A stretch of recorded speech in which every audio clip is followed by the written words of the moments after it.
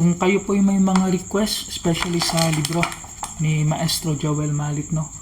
So, much better po yun kung magre-request po kayo dito mismo sa yung mga nakasulat sa libro niya. Kasi yung kantang Ikaw na tinuro sa inyo ngayon by Mike Velarde ay wala po dito sa list of sa table of contents ng mga pyesa. So, kailangan ko po mag-arrange.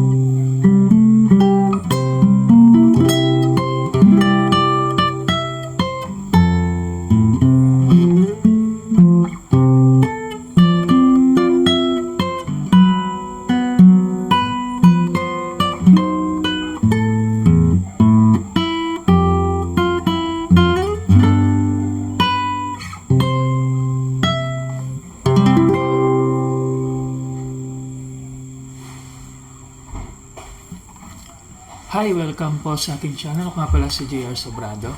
At sa video na to ay ituturo ko sa inyo itong isa sa naareglo ko sa gitara, IKAW by Mike Velarde. Ito po yung request tutorial ni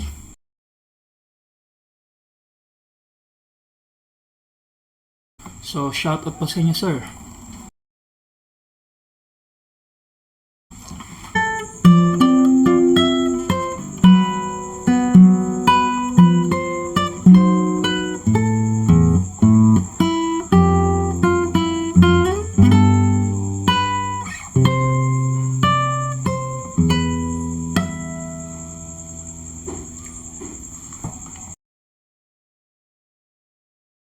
Bagal po tayo.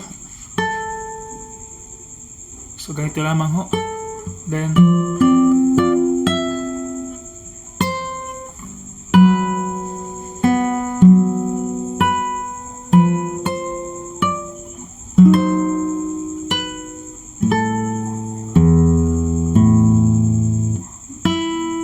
open dito. Then slide papunta sa 5th fret.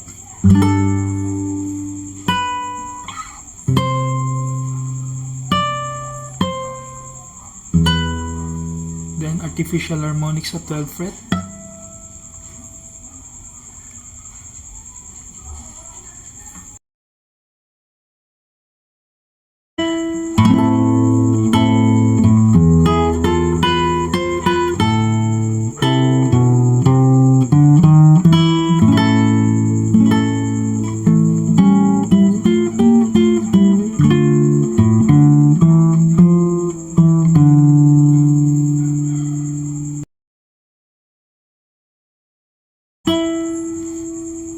So mag half bar lang po dito. Then chord formation ng ganito. Then ano lang, brush lang yung top. especially. Then bass. Isa pa. Then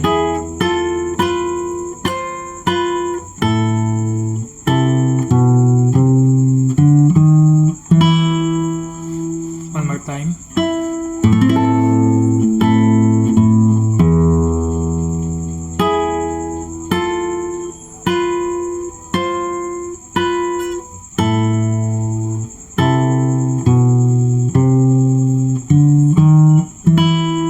The next is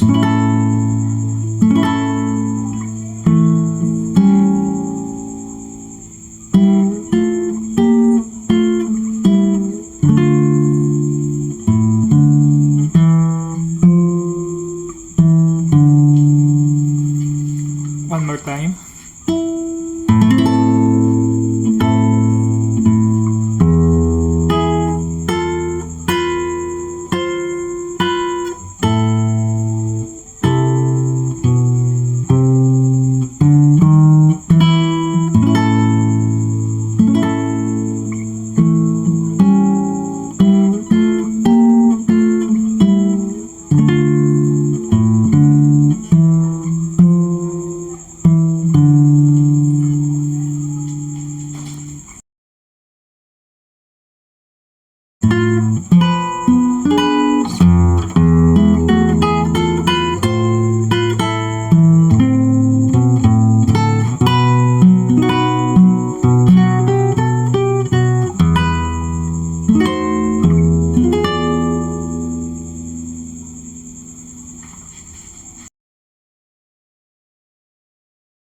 Okay, bagal.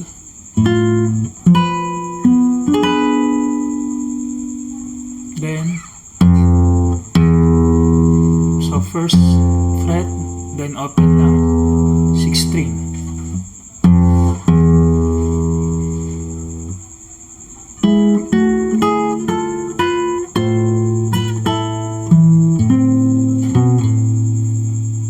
Okay, isa pa.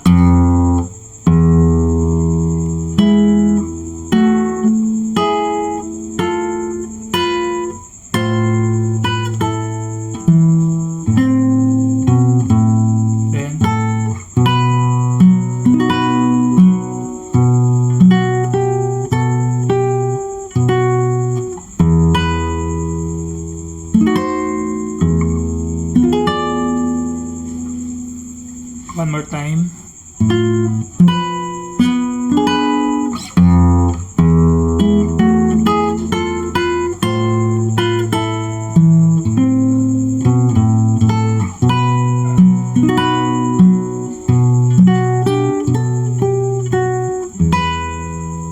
So dito gumamit ako ng hinge bar.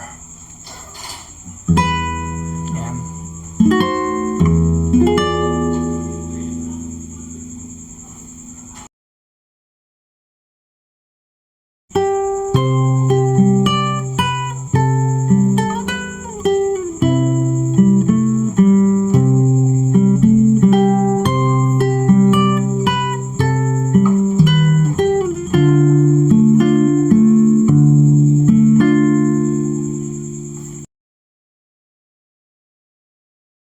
Okay, tutorial ng chorus.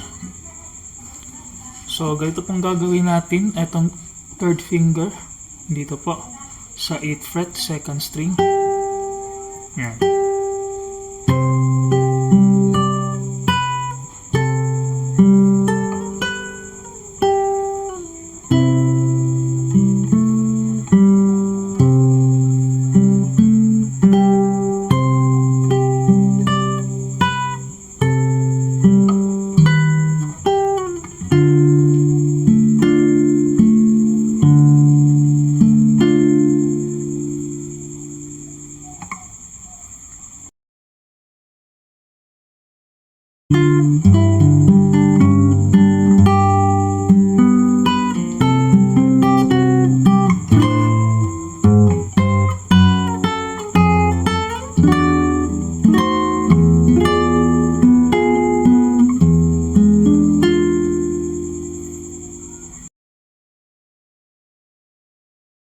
Bagal. So, ganun po ang ginawa ko. So, sabay itong third fret, 6th string, then ito.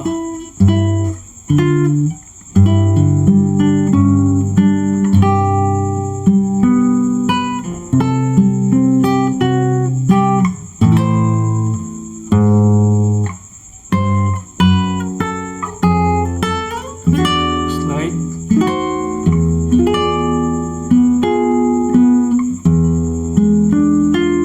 So, kung mapapansin nyo, may descending bass, no? Descending bass dito. Yan. So, bale,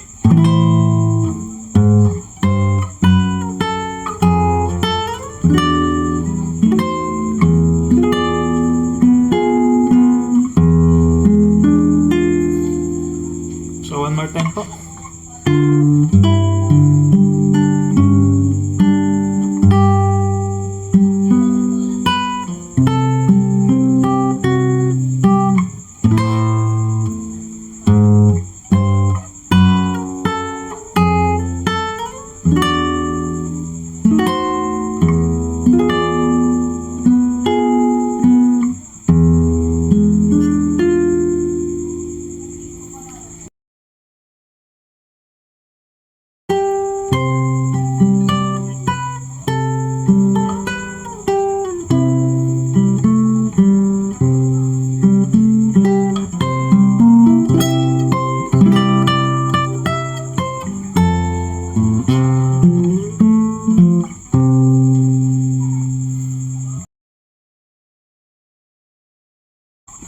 Okay, slowly tutorial.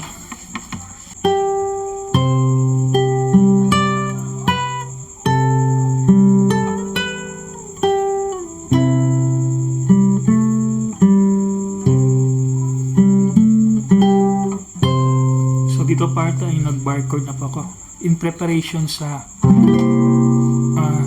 C7 or C dominant 7. Then ito yung melody. So bale,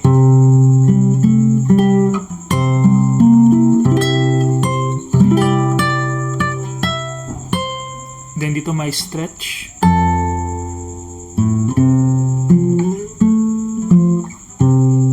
Then yung set of notes, no? After na yan.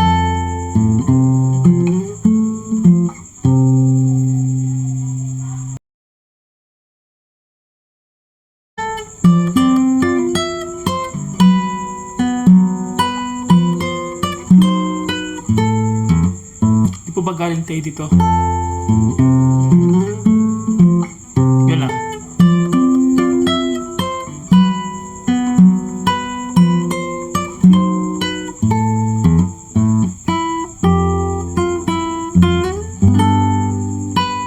Then bar chord lang dito sa 8th fret. Then dinagdagan ko lang ito.